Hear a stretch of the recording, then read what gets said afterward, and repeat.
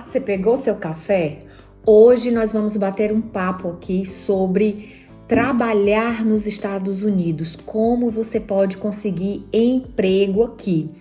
Mas antes de mais nada, eu quero te fazer um alerta, tá? Eu vou falar em relação a trabalho que você consegue com documentação para trabalho. Por quê, em primeiro lugar?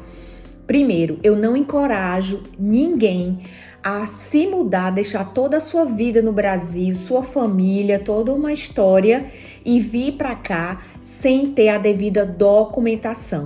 Eu acredito muito que vale a pena você esperar um pouco mais, se organizar para vir pela porta da frente e permanecer nesse país com dignidade, né, tendo qualidade de vida. Então, se você planeja vir morar nos Estados Unidos, entrou com seu processo imigratório, né, ou está pensando em entrar e tem dúvidas de como conseguir trabalho, emprego em grandes empresas aqui nos Estados Unidos, eu vou te ajudar porque esse é o perfil que eu quero atingir. Reforço, gente, eu não encorajo ninguém com filhos, com família. Olha, eu moro aqui, já vai fazer 5 anos no momento que eu tô gravando esse vídeo.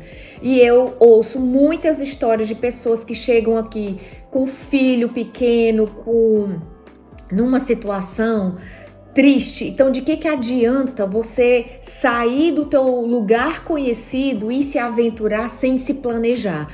Quando envolve a sua família, a sua vida, né? Isso tem uma relevância muito grande. Então, assim, se planeja, espera um pouco mais, procura se informar como que você pode mudar a tua condição imigratória e vir e ficar. E ainda assim, não te será garantido que as coisas serão fáceis, porque você é um imigrante. Mas isso não quer dizer que as portas do país estão fechadas, até porque os Estados Unidos tem uma demanda por pessoas, sim. E eu vou te explicar nesse vídeo o passo a passo, como é que você consegue, como é o sistema de recrutamento e seleção aqui nos Estados Unidos. Hoje eu trabalho numa empresa, uma das maiores empresas aqui, numa área muito diferente do que eu trabalhava no Brasil, mas eu tenho flexibilidade quanto a isso, né? Tenho os meus projetos, tenho as minhas paixões que eu vou tocando paralelamente, os meus projetos de trabalho, mas para mim tem valido muito a pena. Então eu vou te contar, se liga aí, aguarda que você vai saber tudo em detalhes. E toma um café. Bom, para começo de conversa, eu vou deixar aqui para vocês alguns sites que, pelo menos assim, para mim, funcionaram demais. Primeiro, quando eu decidi ir para o mercado de trabalho, até para fazer coisas diferentes do que a minha profissão original, eu estava disposta porque eu queria muito estar imersa no idioma. Eu queria muito falar inglês de uma forma fluente. E o trabalho me ajudou muito com relação a isso. Então, assim, eu primeiro fui trabalhar, trabalhei muito por conta própria aqui durante muito tempo, às vezes de casa, mas eu tava sentindo falta, sabe, do contato com pessoas, de conhecer pessoas, de estar em situações em que eu precisasse falar inglês, realmente tivesse uma interação e para me ajudar a me soltar, porque uma primeira dica que eu quero te dar para você ter em mente: se você vem morar num lugar que fala um determinado idioma e você não se preocupa, não se esforça para falar o idioma do lugar, você está se colocando numa situação de isolamento.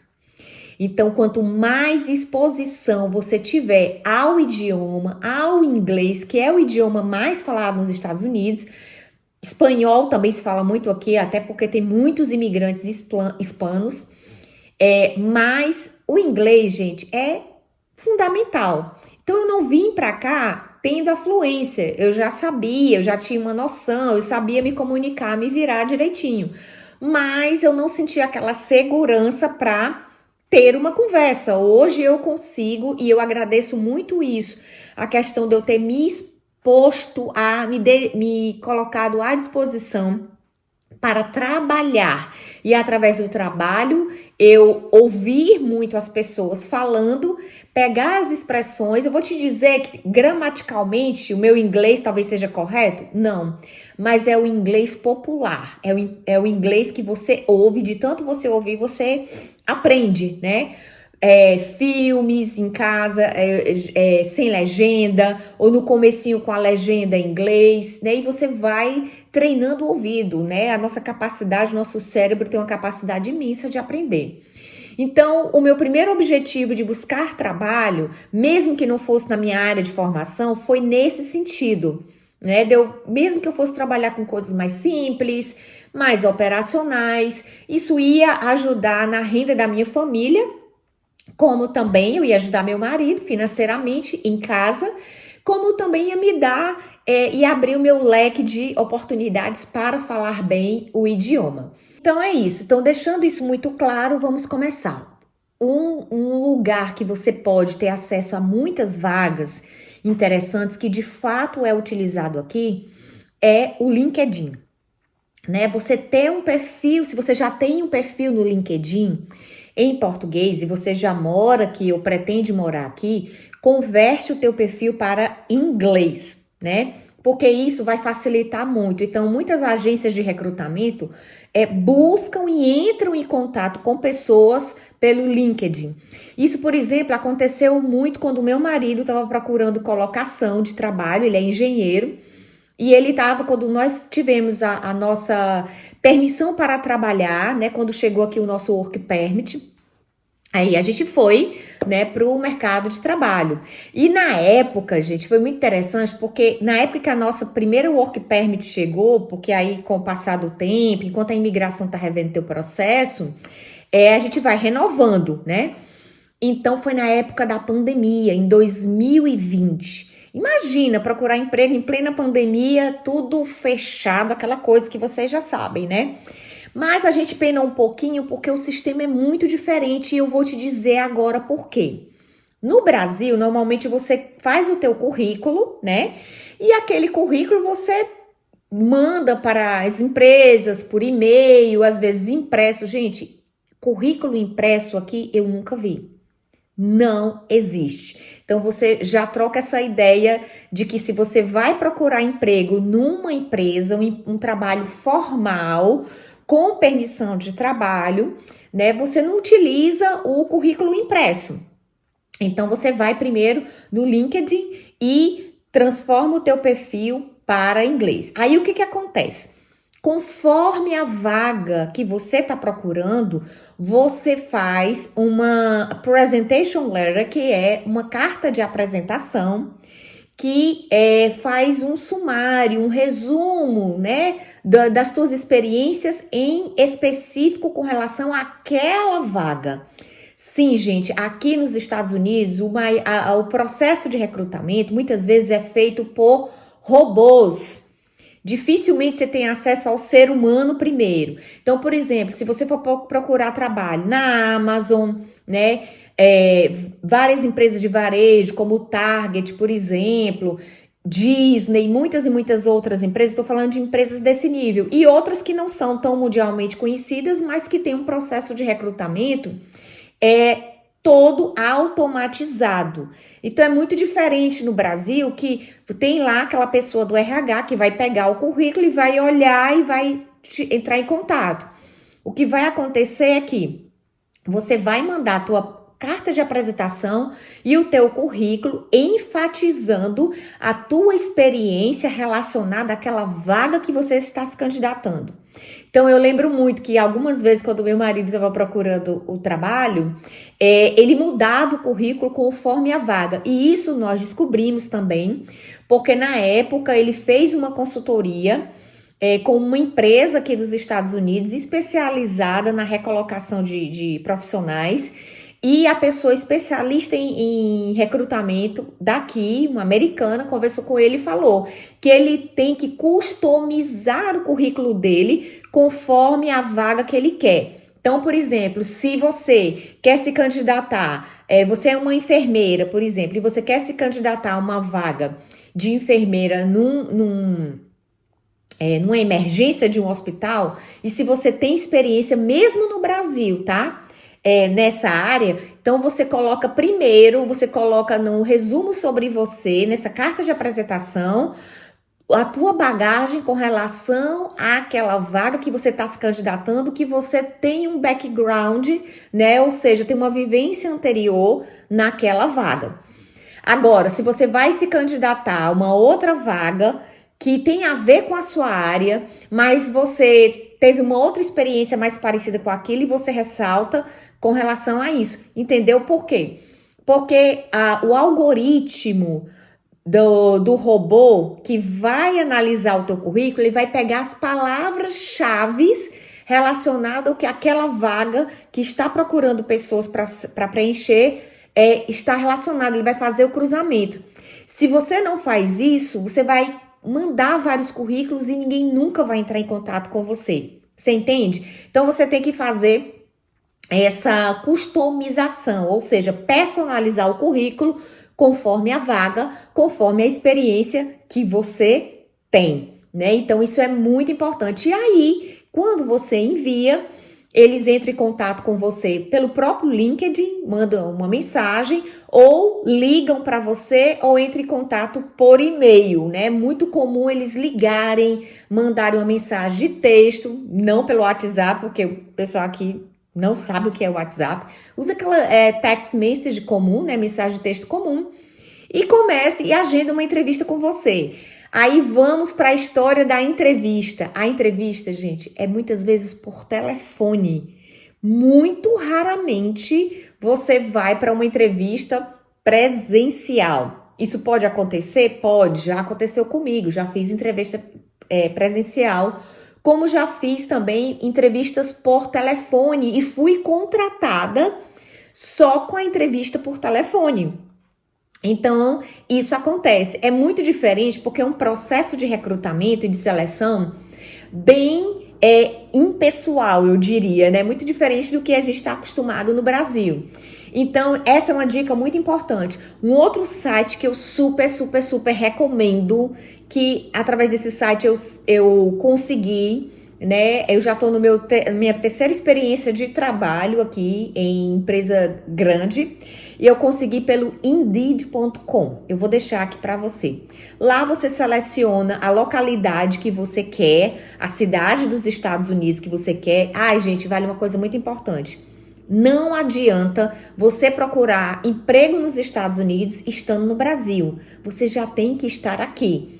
A maioria das empresas, inclusive quando você responde um questionário de seleção, né, prévio, sempre pergunta se você vai exigir daquela empresa ou vai solicitar que ela banque visto para você. Aí você marca lá sim ou não. Se você marca sim, é muito provável que aí você já seja eliminado, né? Então a empresa ela não quer ter esse trabalho, né? Trazer alguém, contratar alguém que está em outro país, tão importante que você já esteja aqui. Então isso é para que você tenha conhecimento quando você chegar aqui, ou se você já está aqui, você já ter a disponibilidade, porque às vezes para você começar é muito rápido o processo, ele não é um processo burocrático.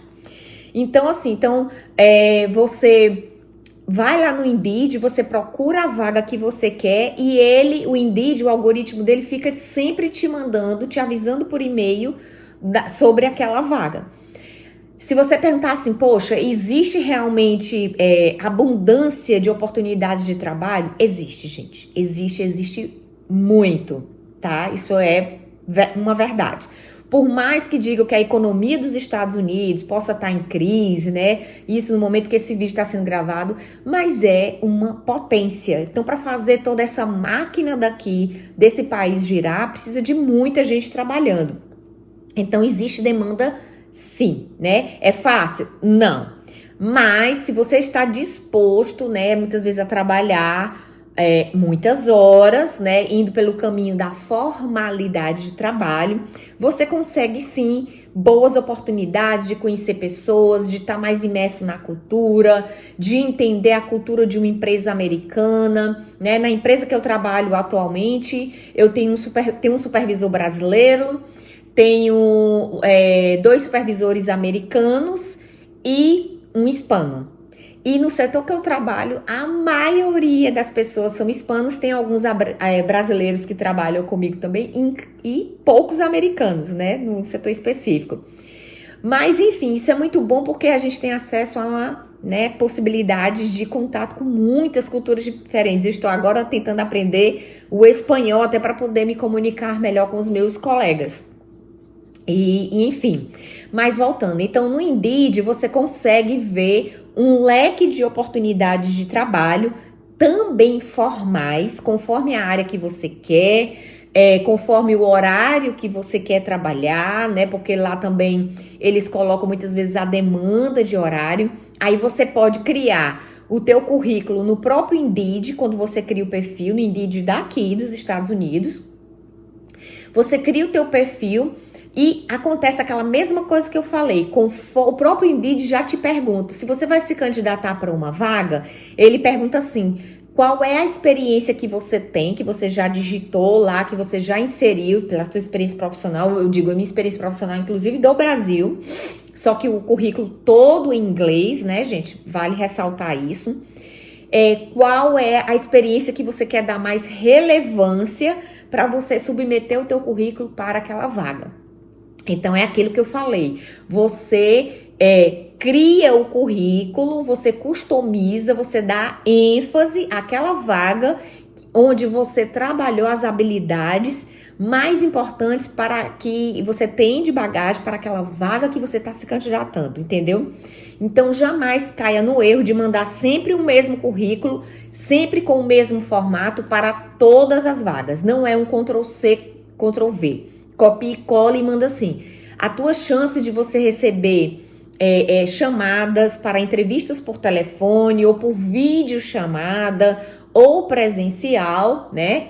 São mínimas. Por quê? Porque você precisa customizar.